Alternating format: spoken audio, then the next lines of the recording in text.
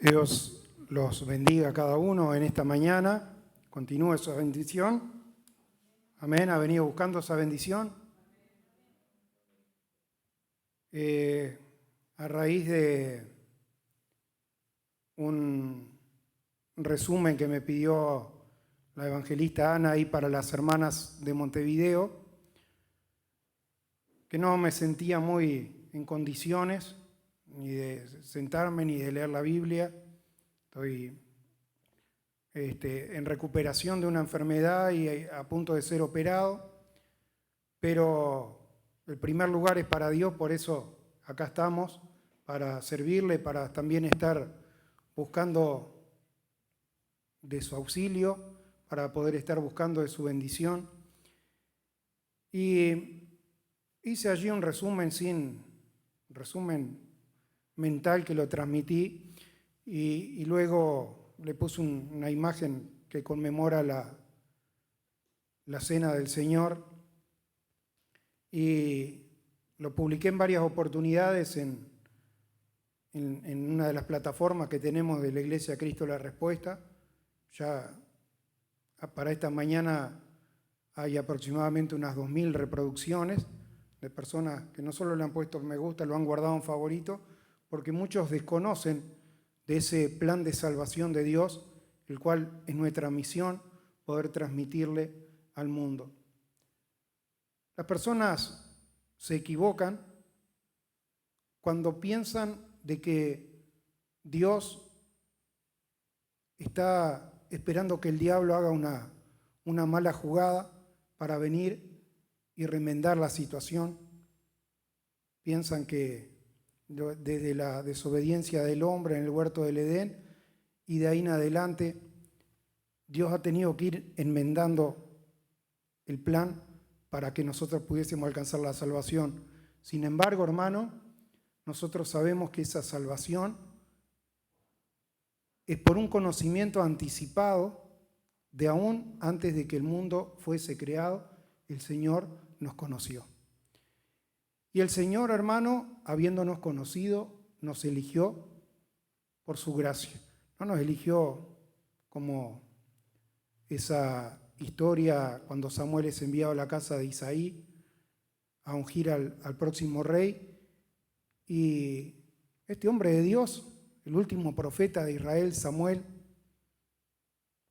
que podíamos decir tenía un discernimiento especial, miraba lo de afuera. En cada persona estaba mirando lo de afuera. Pero Dios le dice, no, no es este, no, no es este.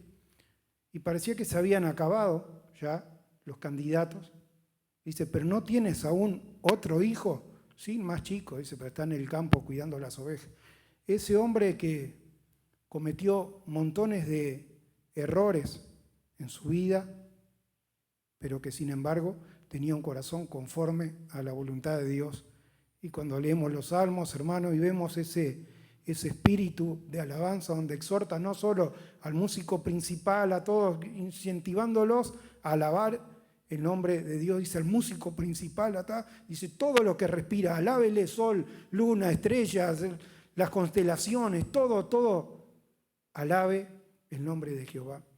Hermano, desde un principio Dios le mostró al hombre la necesidad de que tenía de ser redimido y que esa redención era a través del sacrificio y del derramamiento de sangre.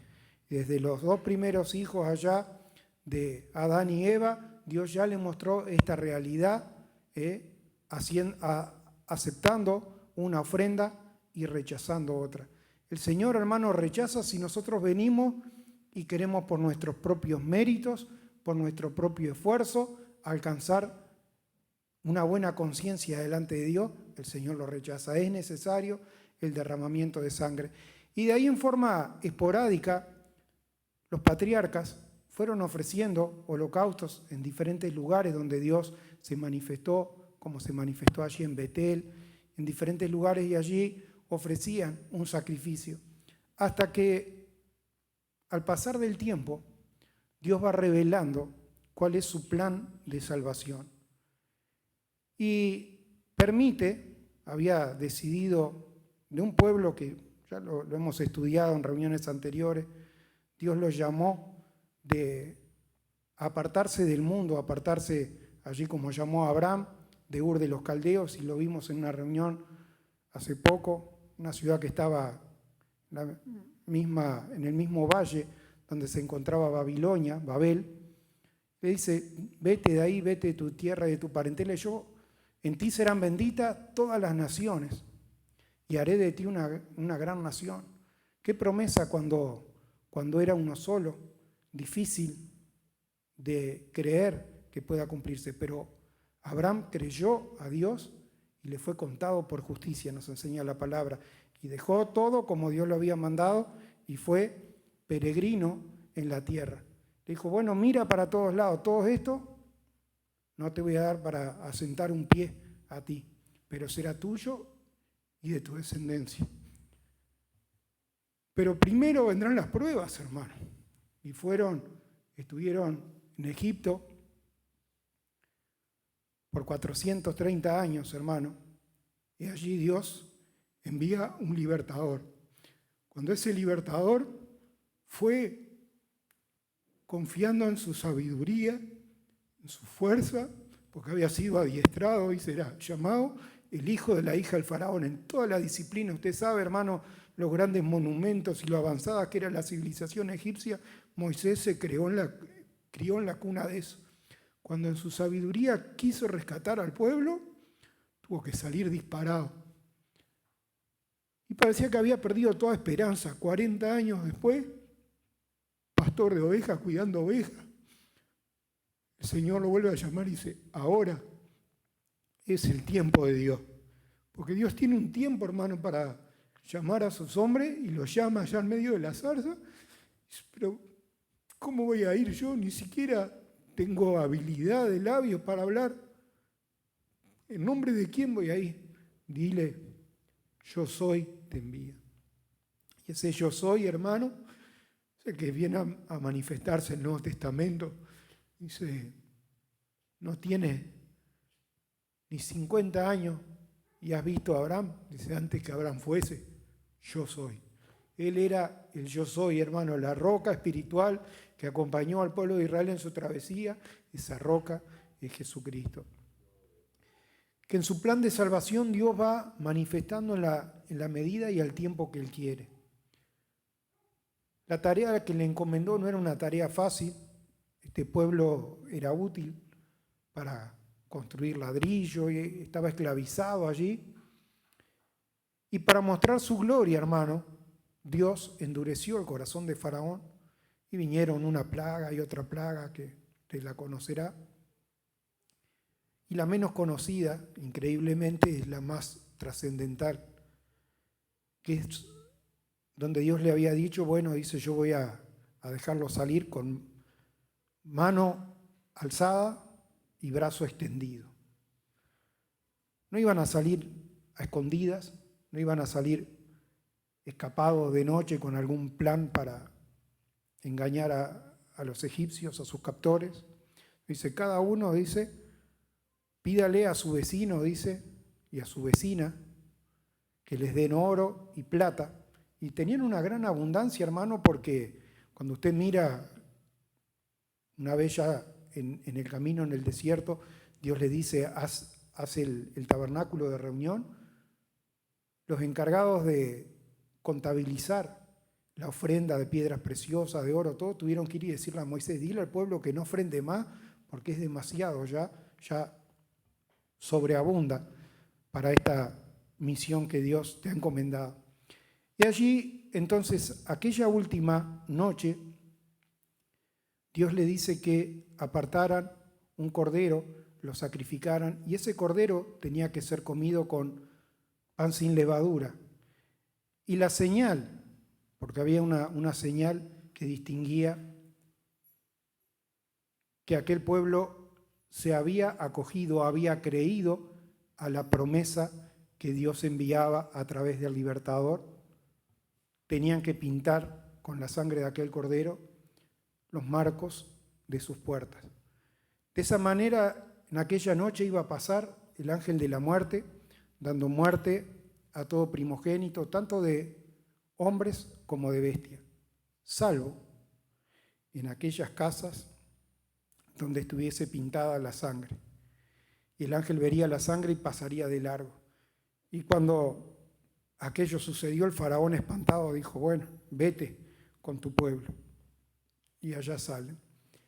A partir de ahí, Dios les instituye ya lo que era un ritual esporádico, el de hacer un sacrificio y hacer expiación delante de Dios, esporádico porque eran en algún momento cuando Dios traía una victoria, cuando Dios se revelaba. Dios ahora les manifiesta un tiempo para hacerlo, porque les señaló el lugar, les señaló el tiempo y dice, será en tal fecha. Para el calendario que tenían ellos, que no se llamaba enero, febrero, etc., era el mes de Nisan o el mes de Aviv, cualquiera de los dos términos usa la palabra, a los 14 días. Ese era el día de la celebración, dice, y la celebraréis por vuestra generación. Es decir, era una conmemoración, hermano, que debía trascender la vida de esas propias personas. Sus hijos y los hijos de sus hijos harían eso. Y si cuando les pregunten, ¿por qué estamos celebrando esto? Porque el Señor los rescató cuando con mano poderosa los sacó de Egipto. Esa celebración, hermano, a pesar de luchas, tribulaciones, cautividades, conquistas que el pueblo de Israel tuvo que pasar, se siguió practicando. Jesús practicaba la Pascua, celebraba la Pascua con sus discípulos. Lo hizo, si usted recuerda, uno de los primeros episodios que tenemos de Jesús como niño en el templo. Habían ido toda su familia en una procesión, a veces caminatas, ¿no? Iban 3 días de camino cuando la madre se percató de que Jesús no estaba allí, había quedado en el templo hablando con los intérpretes de la ley, con los escribas. Ahí estaban asombrados por las palabras y el entendimiento que tenía de esas cosas. ¿Cómo no iba a tener entendimiento, hermano, si Él es el verbo de Dios? Él es la palabra de Dios, Él había inspirado, Él era el que daba espíritu a esas verdades. Esa celebración que Jesús practicó a los 14 años, lo practicó a los 15 y a los 16 y así, hasta que llega el final de su ministerio. Todo parecía armado, como lo vimos en la reunión anterior, la entrada triunfal en Jerusalén, parecía todo dispuesto, como yo les expliqué en ese momento y brevemente aludí hoy a esa palabra. En esa celebración venía gente no solo de Israel, había mucha gente viviendo, sabemos, Priscila y Aquila, por ejemplo, eran ciudadanos que vivían en Roma, ciudadanos de todo del mundo antiguo conocido, que eran practicantes del judaísmo, hacían aquella travesía, tenían la necesidad de ir y presentarse en Jerusalén como Dios mandaba, en un tiempo específico, no cuando se les daba la gana, ese tiempo que era la celebración de la Pascua. Y allí Jesús hace aquella entrada triunfal en Jerusalén, montado en un pollino, con señales como lo vimos, y se encontrarán un hombre con un cántaro y todo, porque había un lugar determinado para que Jesús estuviese formando parte de aquel ritual que el pueblo de Israel celebraba. Y es importante, hermano, ahora sí los voy a invitar a abrir sus Biblias.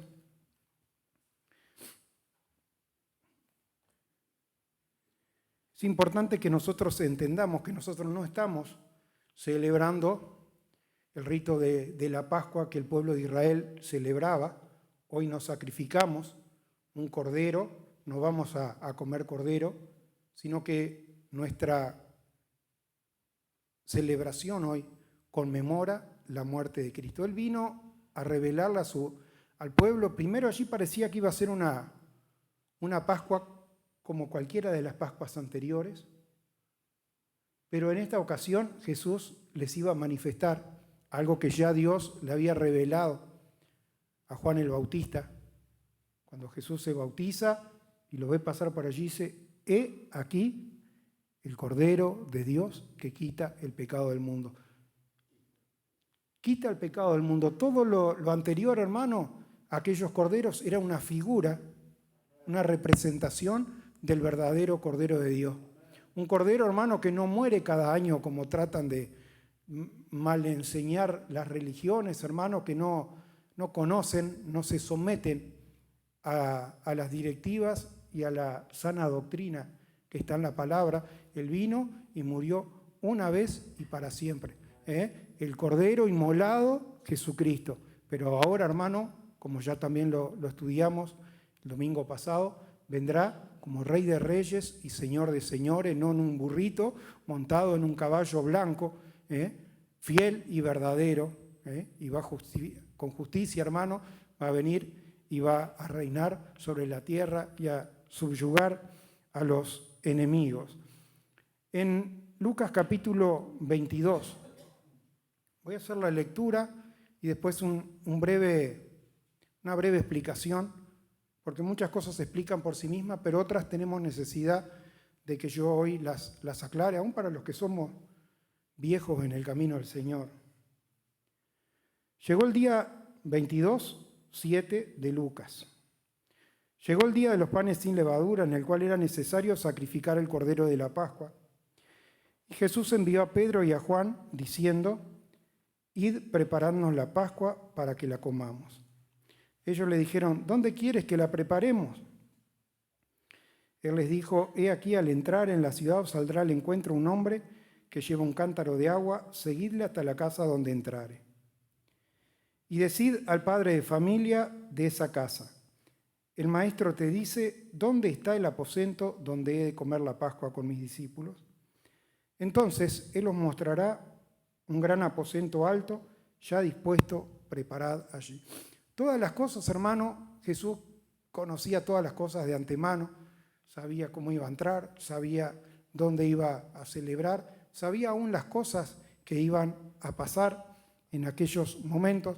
Y el pueblo, hermano, sin duda, los propios discípulos desconocían, a pesar de que Jesús les hablaba cada vez con mayor claridad de que era necesario de que el Hijo del Hombre padeciera mucho y fuera entregado en manos de los gentiles, y allí estaban, parecen mezclados con la algarabía del pueblo, mantos y hojas repartiendo, Hosana al Hijo de David que viene. ¿Qué buscaban? Buscaban a alguien que los sanara, buscaban un sanador, buscaban un libertador que dijera: vamos ahora todos contra los romanos, ahora que somos un par de millones reunidos acá en Jerusalén. Tomemos la ciudad, proclamemos la independencia. Muchas veces, hermanos, la persona está sentada ahí y está queriendo tener un Jesús a su voluntad. Quiero esto, quiero lo otro, quiero que las cosas sean así, quiero que las cosas sean así. Pero, hermanos, si aprendemos de Jesús, si es posible, pasa de mí esta copa, pero no se haga mi voluntad, sino tu voluntad, Padre, hermano. Y parece que a veces queremos imponerle, hermano, nuestra voluntad al Señor. Bueno, el Señor tenía todas las cosas allí preparadas. Fueron pues y hallaron como les había dicho y prepararon la Pascua. Cuando era la hora, se sentó a la mesa y con él los discípulos y les dijo: cuánto he deseado comer con vosotros esta Pascua. Y ahí ya vuelve a aclarar de nuevo: antes de que padezca. Porque os digo que no la comeré más hasta que se cumpla el reino de Dios. Estaba anunciando, hermano, y dice: esta es mi última Pascua. No la comeré más hasta que se cumpla en el reino de Dios. Y habiendo tomado la copa, dio gracias y dijo: tomad esto y repartidlo entre vosotros, porque os digo que no beberé más del fruto de la vid hasta que el reino de Dios venga. Y tomó pan y dio gracias y lo partió y les dijo: esto es mi cuerpo que por vosotros es dado, haced esto en memoria de mí. De igual manera, después que hubo cenado, tomó la copa diciendo: esta copa es el nuevo pacto en mi sangre, que por vosotros se derrama. Yo lo he explicado en muchas oportunidades. Las personas piensan que el libro Malaquías, que fue escrito 500 años antes de Cristo, selló allí el Antiguo Testamento y allá arrancó el Nuevo Testamento con los escritos evangélicos. Hermano, todo aquello era una preparación. El nuevo pacto no había llegado. El nuevo pacto se confirmaría con la sangre derramada del Cordero. La carta a los Hebreos es claro al explicar eso. Si ningún testamento tiene vigencia, entre tanto el testador vive. Con la muerte del testador se confirma el testamento. Así que, hermano, aquí Jesús está anunciando, dice, estamos en el punto de quiebre entre el Antiguo Testamento y el Nuevo Testamento, el nuevo pacto, que sería confirmado a través de su sangre. A la verdad, el Hijo del Hombre va según lo que está determinado, pero hay de vosotros por quien es entregado. Entonces ellos comenzaron a discutir entre sí quién de ellos sería el que había de hacer esto. Hermano, coincido y he estado reflexionando en esta semana en eso que el pastor Renzo dijo, que antes uno estaba con el dedo y dice, bueno, este sí, este no. Sabe que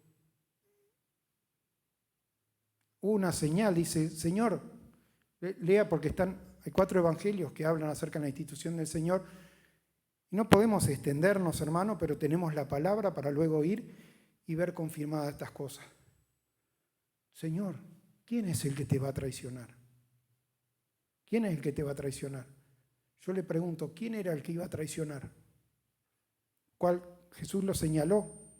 ¿Cuál es? El que moja el pan en mi plato es ese. Hermano, Judas, ayer el pastor David trajo otra enseñanza 6 días antes de la Pascua que fueron a visitar a Lázaro. Jesús no sabía que Judas Iscariote era bandido y que sacaba plata de la bolsa. Jesús no sabía que le iba a entregar. Y yo le pregunto, Jesús le dijo, no, Judas, vos quedate al costado, vos no podés participar de la cena. El Señor, hermano, muestra su justicia, una justicia de Dios por la cual el que cree es redimido y el que no cree es condenado. Esa, hermano, es la verdad de Dios.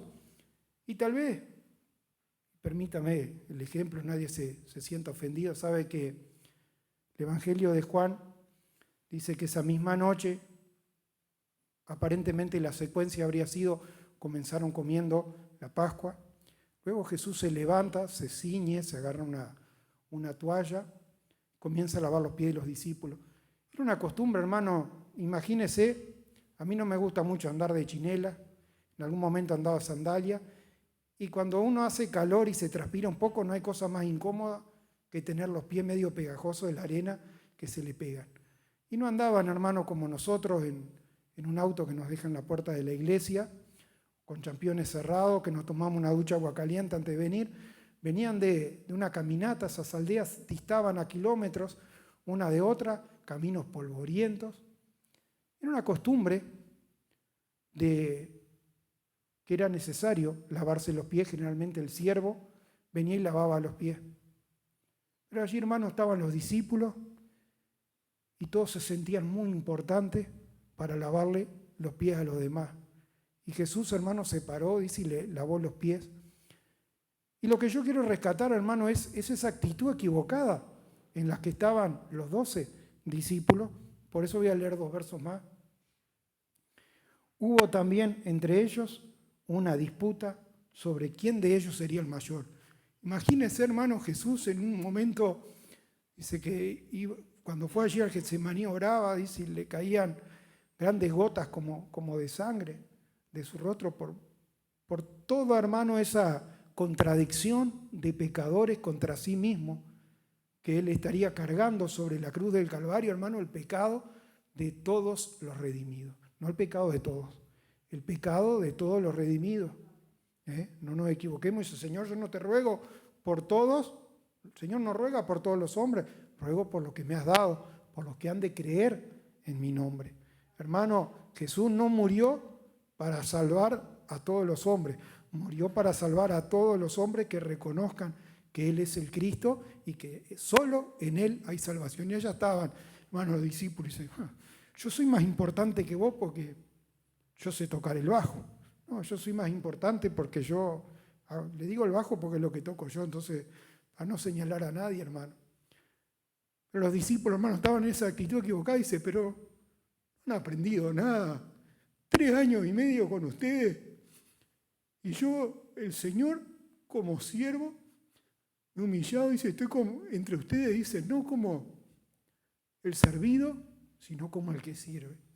Hermano, el Señor nos dé un corazón para poder entender estas cosas. Y para terminar muy brevemente la lectura de 1 Corintios 11, ¿no?, donde el apóstol Pablo nos llama a la reflexión, pero no nos llama al juicio de los demás, sino al juicio propio. Júzguese cada uno, para poder participar de la cena del Señor de una manera digna. El que lo haga de una manera digna, come para vida. El que lo hace de una manera indigna, para enfermedad y condenación. 1 Corintios 11, 23. Porque yo recibí del Señor lo que también os he enseñado, que el Señor Jesús, la noche que fue entregado, tomó pan, y habiendo dado gracias, los partió y dijo, tomad, comed, esto es mi cuerpo que por vosotros es partido. Haced esto en memoria de mí. Asimismo tomó la copa, después de haber cenado, diciendo, esta es la copa del nuevo pacto en mi sangre. Haced esto todas las veces que la bebieres en memoria de mí. Señor hermano, la gente se equivoca y hace las cosas a su manera. Celebran, quieren, dice, bueno, en memoria al Señor, y celebran la Navidad en medio de borrachera, el nacimiento. Jesús en ningún momento los mandó, dice, hagan esta celebración. Cuando practiquen esta celebración, la institución de la Cena del Señor, que coincide con la Pascua, porque Dios iba cada vez más adelantando su plan de salvación, iba dando a conocer su plan de salvación, pero ahora ese plan de salvación, que era un misterio que solo por el Espíritu Santo, Juan el Bautista, profeta mayor entre los nacidos de los hombres, pudo reconocer. El resto. Veían, sí, un rabí, un maestro, un hombre que hace sanidades, pero mucho más que eso. Después, con el paso del tiempo, cuando el Espíritu vino, pudieron ver y se vimos su gloria, como dice Juan, capítulo 1, como la del unigénito Hijo de Dios, lleno de bondad, lleno de amor. Veía la misericordia, hermano, veía las necesidades del pueblo, y allí el Señor tenía compasión, hermano. El Señor dice, haya pues en vosotros ese sentir que hubo en Cristo Jesús. ¿Podemos tener ese sentir con Cristo Jesús o vamos a ser fariseos, hipócritas, con el dedo señalando?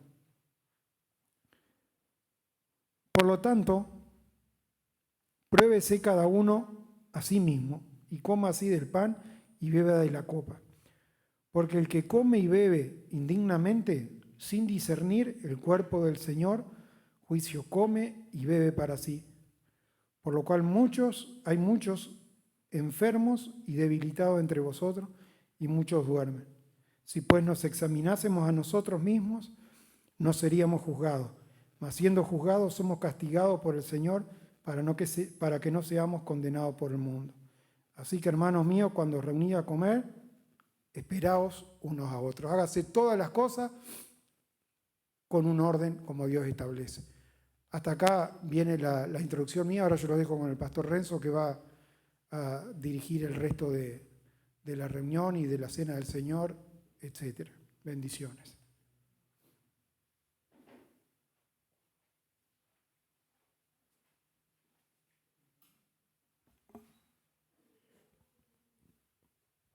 Bueno, quiero decirle que hace mucho